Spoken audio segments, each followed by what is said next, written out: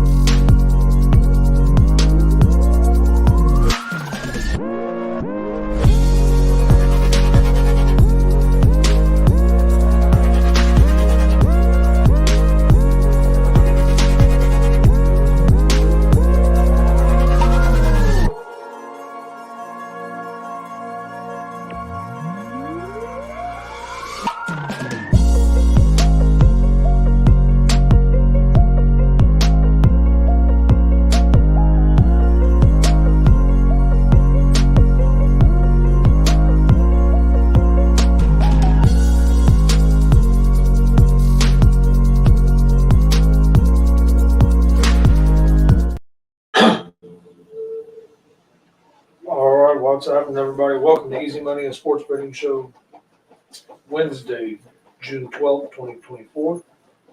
I'm Chris Gonzalez, joined by Tony Gonzalez. How's it going? Well, not too bad. Not too bad at all. Had a pretty good night last night. Didn't go 5-0 this time. I went 4-1. Yeah, I had a good night, too. A lot better than the night before. And the game I lost was Minnesota against Colorado at Minnesota. Yeah, I can't remember. I think I went 4-1 or 5 in the name two. 4-1. Only game I lost was damn Cincinnati Reds.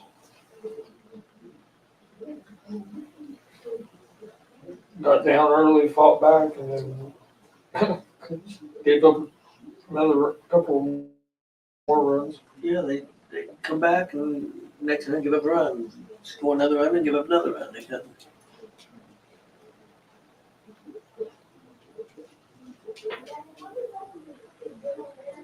Yeah. I went 4-1. It was all Major League Baseball because that's basically all there was. Like I said, the Reds at the +1.5. They lost by 2 runs. So that was the only one I had wrong. Hopefully, the Reds can get back going today. Yeah, they struggle against Cleveland. Seems like a lot of times. What are you thinking? You think Dallas will be able to pull one out tonight?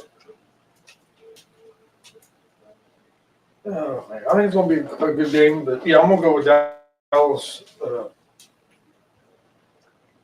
I mean, they have to win this game. You lose this game, series is definitely over. Yeah. It's going to be hard to come back. You can still come back 2-0, especially because both them games was in Boston. If you can get these games in Dallas, then it's a whole new series. But it does worry me a little bit for the Celtics if Porzingis plays or not. If you look, the Celtics are like +26 when he's on the court, and they've been even when he's not on the court in this series. So I think that's what could be a big thing, whether he plays or not. But I think Kyrie's going to have a better game tonight.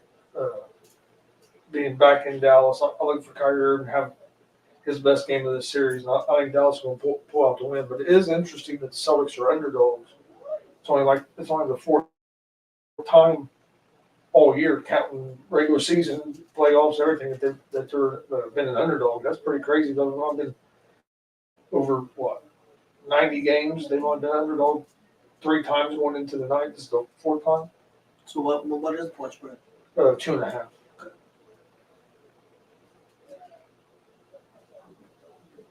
Hey, what's up, Glenn? Glenn said he won $400 yesterday. Man, That's always a good day. Most definitely. Yeah, so I think Dallas is going to get a win tonight, and then everybody will be talking about this series totally different. Dallas wins tonight. All the headlines tomorrow will be that is Boston falling apart. You know what I mean? Yeah. If Tatum don't score 40 points, they're going to be all over him. I don't understand all the hate on him either. I mean, dude, yeah, he had what? He's averaging 17, 18 points a game. Okay, he's not averaging in the 20s, but look at all the other stuff he's been doing too. I know he ain't shooting the ball great, but they act like he's just playing outright terrible. And they're not losing. So, I mean, Yeah. yeah, but if they lost the games, I would understand maybe being a little more critical. I mean, yeah, they're winning games. The way that team's built, he don't have to score 35 a night. It's true. If you look at, I mean, with Dallas right now, Luka has to score 30, 35 a night for them to win. Is how it's been. The other night you had what, 30-point triple-double, and they still lost. Dallas needs somebody else to come along for the ride with them. And so far, in this series, Kyrie hasn't been there. Yep, that's true. He's definitely not playing like he did the first couple of series. But he has struggled against Boston ever since he left Boston. So hasn't beat him.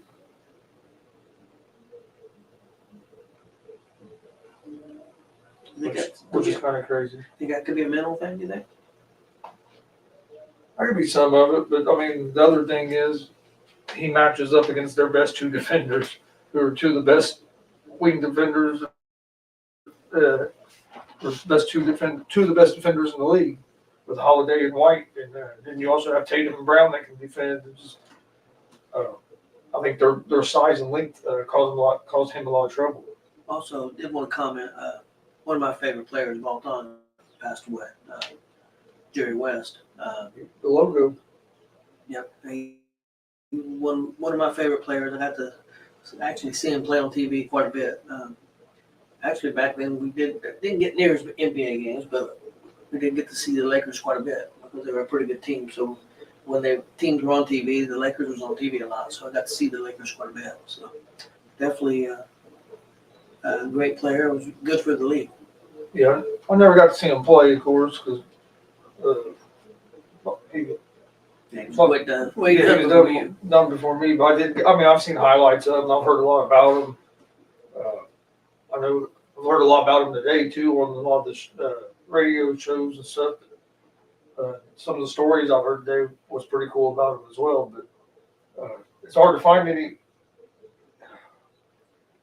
It's hard to find anybody that's done more for the game of basketball than him. And I know he's the logo, but it also feels like he don't get the respect that maybe he should. Don't get talked about as much as he should.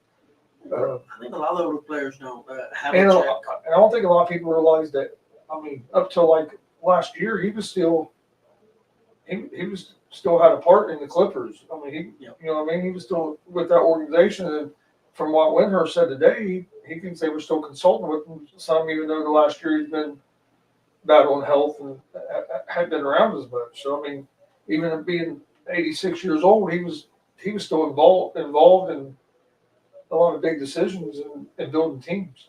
It's like today, Larry Bird don't get talked about like he should. No. There's a lot of great players in the 80s, 70s, and 80s don't get talked about. So I think a lot of people forget he had a big part of helping build the Golden State Warriors. Lakers. Oh yeah, I mean the Lakers too. But I mean, even after that, when he left there, he was a big part of building helping build that Warriors dynasty. Also seen. And he's done with the Clippers out there. So I mean, he's done a lot. One was it 9? I think it was total of 9 NBA championships he has. One as a player, and then like 8.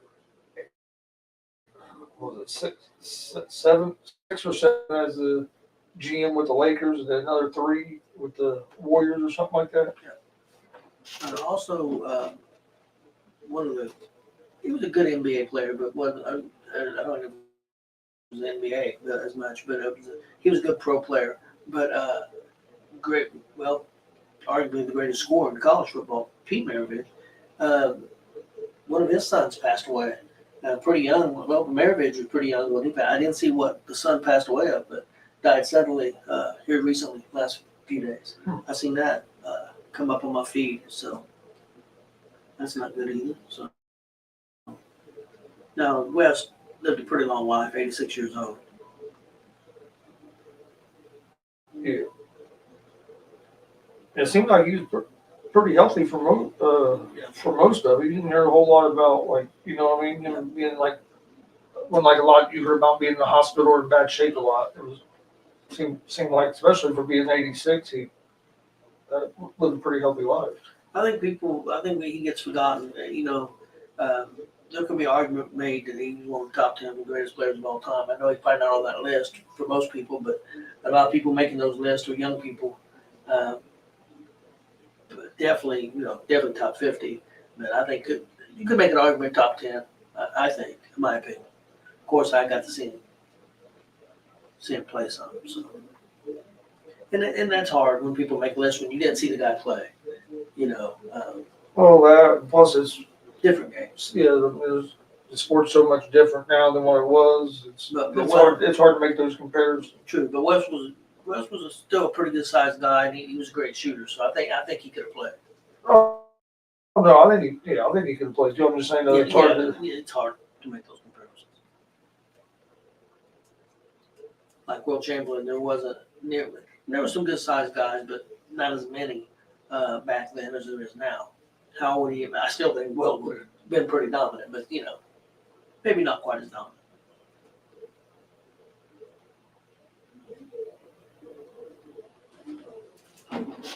All right. Yeah. So NBA night, I'm gonna take the Mavs at the -2.5. They're -148 on the money line. The Celtics are +126 on the money line. Over/unders at 214.5. Like I said, this is Boston's fourth time being an underdog this season. Which, if you think about that, not many, 90-something games now, counting the playoffs, that they've only been underdog 3 times before today. That's pretty crazy.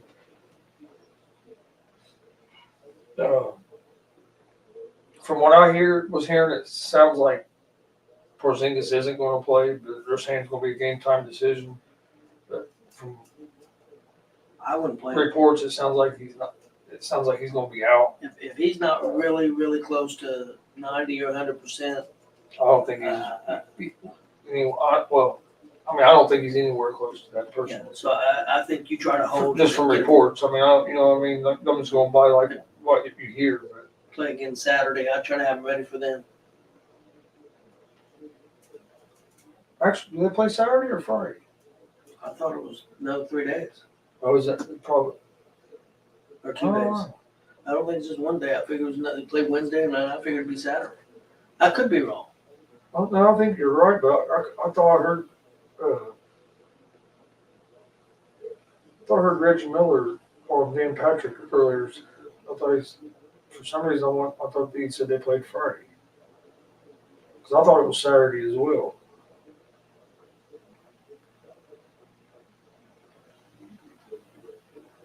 But for some reason, when I was listening to Dan Patrick, I want to say,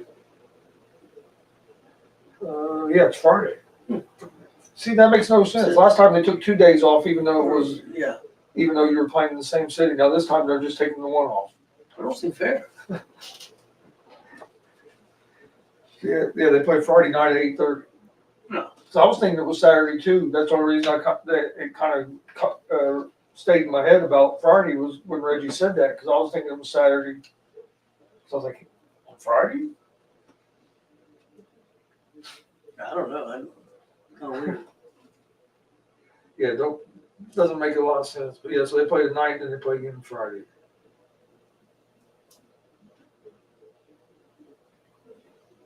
And then Major League Baseball tonight. There is no hockey tonight. That's not till tomorrow.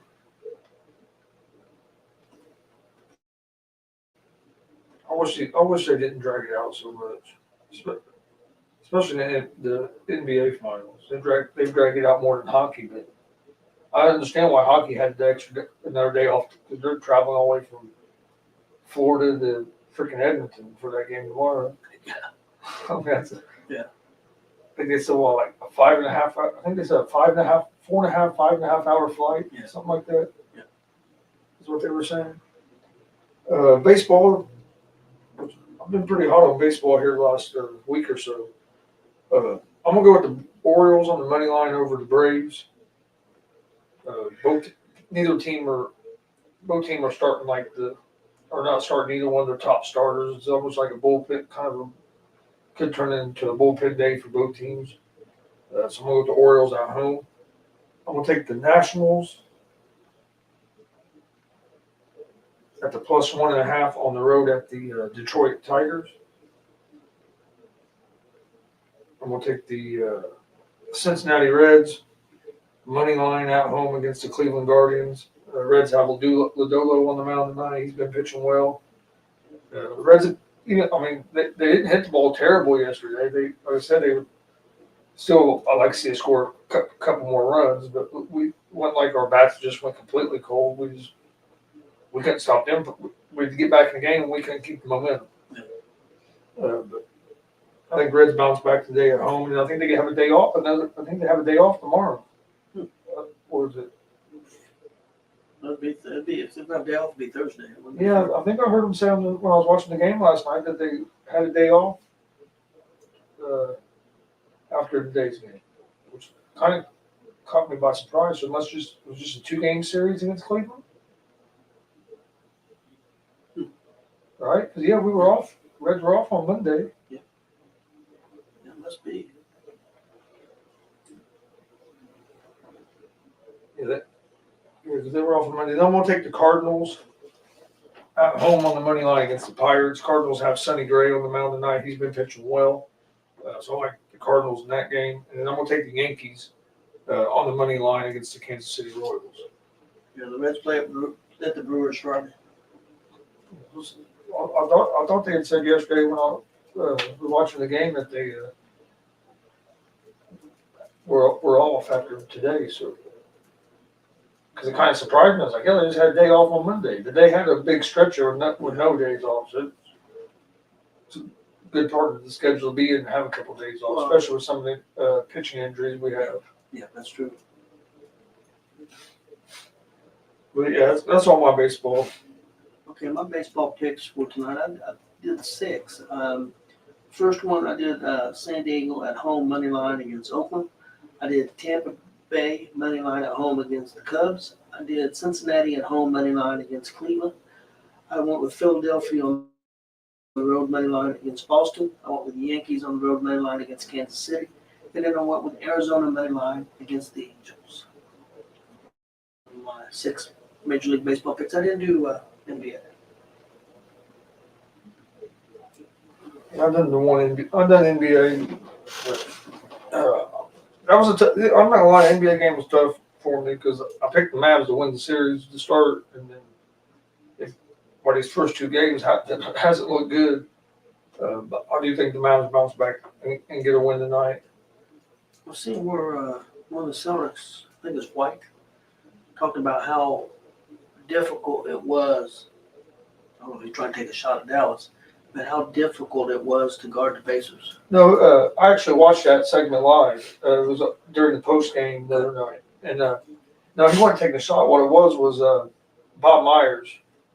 He was part of that ESPN crew. He used to be the GM for Golden State Warriors. He was asking White about how the Pacers seemed to be able to score kind of easier on them than what Dallas, if it was because he was basically asking if Dallas playing a slow pace kind of played in the Boston strings, and what White said because Josh Hart was on that panel too, and he said you can ask Josh. He goes, Pacers are hard as hell to defend, and Josh kind of started laughing. And he said, yeah, he goes, it's a totally different challenge, Dallas and Pacers, because Pacers are played at such a high pace. He goes, they're hard to defend. He goes, people don't realize how hard they are to defend. I mean, he gave Pacers some props, and he talked about Dallas. He goes, Dallas is different. They're hard to defend in a different way, but he did kind of say that, yeah, the slower pace helps us because when Boston gets in their half court defense, they're hard to score on.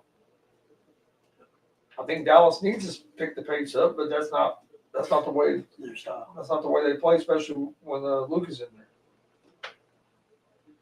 Well, I liked it though because the Pacers actually was getting a little respect on that show.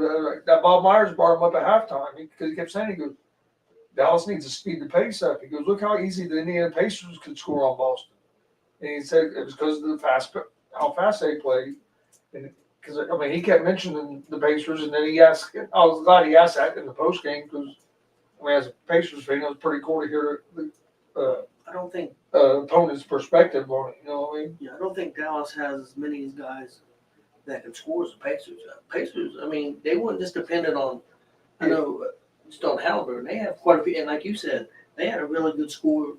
Didn't play. Yeah. You know, Yeah, man. Pacers have a lot of depth. Yep. They're young, but they have a lot of depth. You think they're gonna make any big moves? I don't think they're going to make any big moves.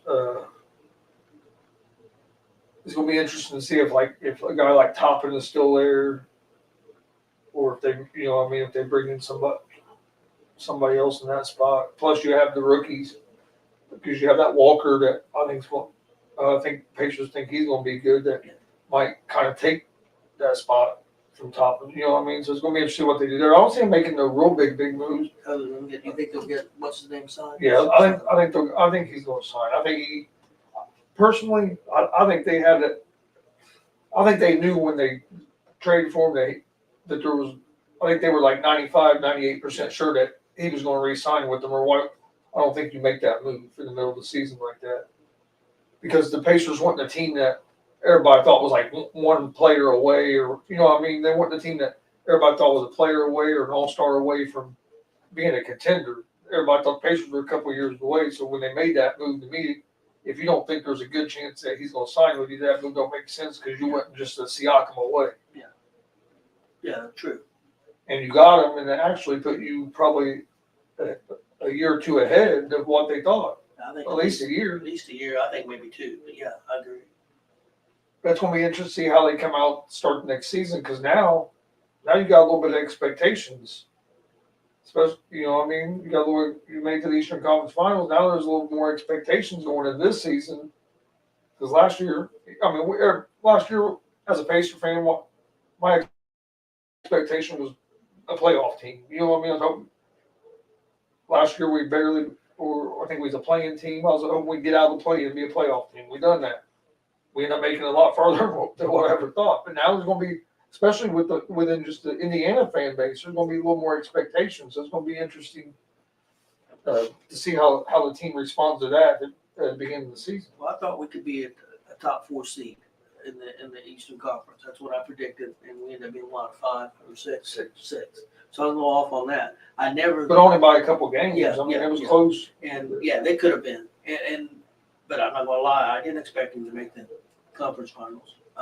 And then, especially when we lost Mathurin, because like I said, that's another guy that can give you 20 to 20. I mean, he can give you 25 points tonight. And one thing I think it did show, maybe not for the season, and hopefully that'll get better some. At times they played some pretty good defense. I still think some room. The defense definitely got better as the season went on. Yes. And toward the end, yeah.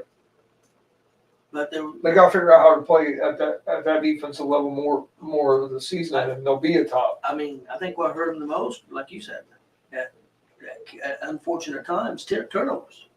That's what cost them that Boston series. But the thing is, if you look at during the regular season, and even most of the playoffs, it wasn't a real high turnover team. They only averaged 9, 10, or 8, 9, 10 turnovers a game. But in them games against the Celtics, they were turning the ball over 13, 18, 15. You know what I mean? That was out of character for them to turn over that much. A lot of them was at terrible times.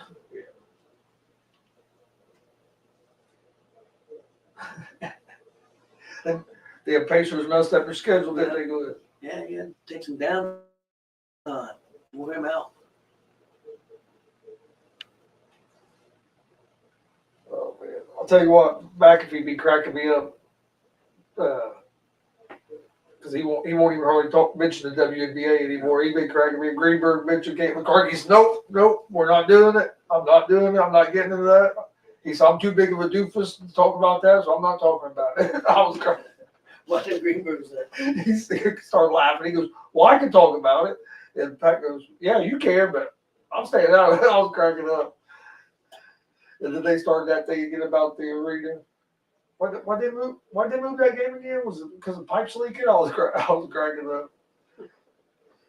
He started talking about it a little bit, but I'm not getting into that. But the way he's handled it, I think is great. He said, yeah, it was worth the. I've heard a while. Listened to most of the show today, and I thought it was a pretty good show. Brian Windhurst was on there, and he talked a lot about Jerry West. He told some stories about him. I thought that was pretty cool.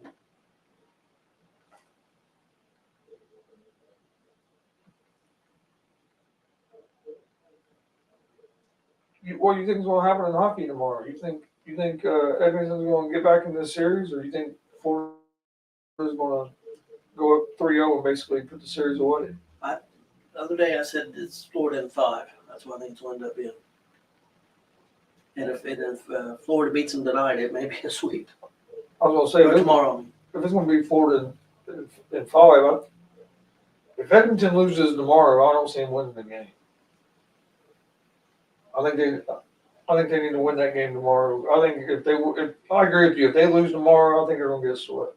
And the thing of it is, they got off to a decent start and made it 1-0, 1-0. Well, I know a lot of like your die-hard hockey fans and people that follow the sport said that in game 1 that Edmonton outplayed Florida, and Florida won that game like 3-1 or something, or 4-1. 4-1. But I mean, I heard multiple people say if you watch that game that they felt you felt like they got outplayed, but they still won. And so you know what I mean. So that's crazy. But that's kind of like the same thing with the Boston, though. I mean, there's time Boston's win balls like the other night that game too. What I tell you, Dallas should have been up by like 15, at least by 15 at halftime. The way Boston played. And only hit like one or two 3-pointers. I mean, they couldn't hit a shot, but they were still up by 3 at halftime. And, I mean, that's the difference in being a good team and a team that can be a great team. Is Can you win games when you're not at your best? Yeah. Boston's been able to do it, and so is the Florida Panthers in hockey. Because there was definitely times that they got lucky in hell to win some games against the Pacers. The Pacers could have been up in that series and got swept. That's what was crazy about that. Because, I mean, if you watch them games, the Pacers had chances that series could have been Pacers up. It could have been even at 2-2. And, or Pacers could have been up 3-1. But the Pacers get swept. That was crazy. That was a lot more competitive series than just going by it was a sweep. Yeah, definitely. All right, you got anything else for today? Yeah, just real quick, any fans out there of pro wrestling, I watched 2 episodes of a documentary that's new, Who Killed WCW. I watched the 2nd episode that aired last night. It is a very, very good show. I thought you were going to say Who Killed Ricochet. I heard he died on Monday night. I heard he might still be kicking. He might be back on Raw here before he leaves, so I don't know. But McAfee did big killer me talking about that. Yeah, He died Monday night. He died. He was talking about it again today. I was cracking up. But yeah, it's a really good documentary. Definitely different than anything else they put out on that. Very interesting. So highly recommend that. And also, U.S. Open golf starts tomorrow, and John Rahm has announced he withdrew from the tournament. Oh, really? Yeah, he has a foot injury. Tiger playing? I think he is. I'm about positive he is. I'm gonna try to watch some of it. I usually watch a lot of the majors. I watched a little bit of last week's, even though it wasn't a major. That, on Sunday, I watched the end of it, or like the last 6 or 7 holes of it, because Scheffler and Schauffele was Morikawa. I think it was Morikawa. Yeah, Morikawa. They were fighting. They were battling for that last spot. To see who was going to win. It came down to the end. Scheffler ended up winning by a stroke. Scheffler's been on fire, man. There hasn't been nobody on a run like this since Tiger. But all right, we appreciate everybody watching. Please hit that subscribe button on YouTube at Gonzo Sports Room. Like and follow Facebook, Twitch, Twitter, X. Hope everybody has a great night. We'll see you guys tomorrow around 3 o'clock.